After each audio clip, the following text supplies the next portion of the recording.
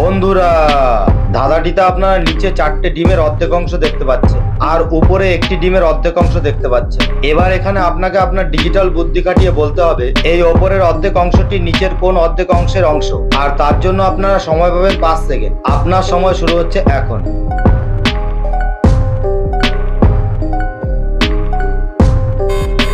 আশা করি অনেকেই বুঝতে পেরে গেছেন। যারা বুঝতে পেরেছেন তারা কমেন্ট করে জানান। বাকিরা ধাঁধাটিকে শেষ পর্যন্ত দেখুন। আমাদের চ্যানেলটি সাবস্ক্রাইব করে আমাদের সঙ্গে থাকুন। ভালো করে লক্ষ্য করে দেখুন এই ওপরের অর্ধেক অংশটি নিচের 1 নম্বর অংশটির অংশ, কারণ ওপরের অর্ধেক অংশটি নিচের 1 নম্বর অংশটির সঙ্গে মিলে যাচ্ছে। ধাঁধাটিতে আপনারা দেখতে পাচ্ছেন একজন সায়েন্টিস্ট খুন হয়ে গেছে আর তার স্ত্রী থানায় ফোন করে পুলিশ আসার অপেক্ষা করছে। কিছুক্ষণ বাদে একজন পুলিশ অফিসার তদন্ত করতে এলেন। তিনি প্রথমে সায়েন্টিস্টের মৃতদেহটিকে ভালো করে পর্যবেক্ষণ করলেন। তারপরে সায়েন্টিস্টের স্ত্রীর কাছ থেকে জানতে চাইলেন তার কারোর উপরে সন্দেহ আছে কিনা। উত্তরে সায়েন্টিস্টের স্ত্রী জানালেন তিনি তার 2 চাকরের উপরে সন্দেহ করছেন। পুলিশ অফিসারটি বেরিয়ে পড়লেন চাকর দুজনকে জিজ্ঞাসাবাদ করবার জন্য।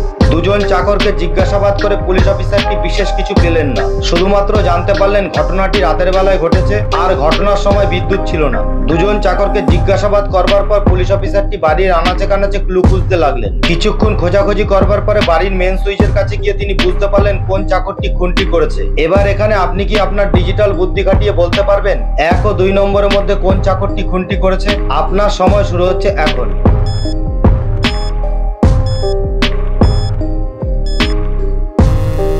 আশা করি অনেকেই অনুমান করতে পেরেছেন।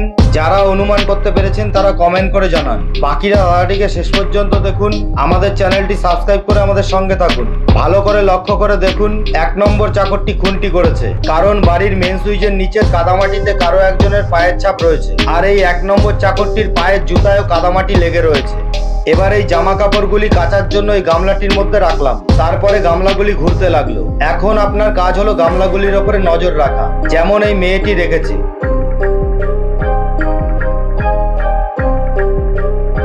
এবার আপনি ভেবে বলুন তো কোন গামলাটির মধ্যে জামা কাপড়গুলি রাখলাম। আপনার সময় শুরু হচ্ছে এখন।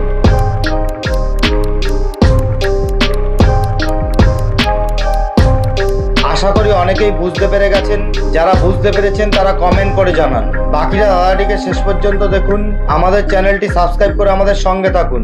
ধাঁধাটিকে শুরু থেকে চালিয়ে ভালো করে লক্ষ্য করে দেখুন কোন গামলাটির মধ্যে জামা কাপড়গুলি রাখলাম। বুঝতে পারলে কমেন্ট করে জানান।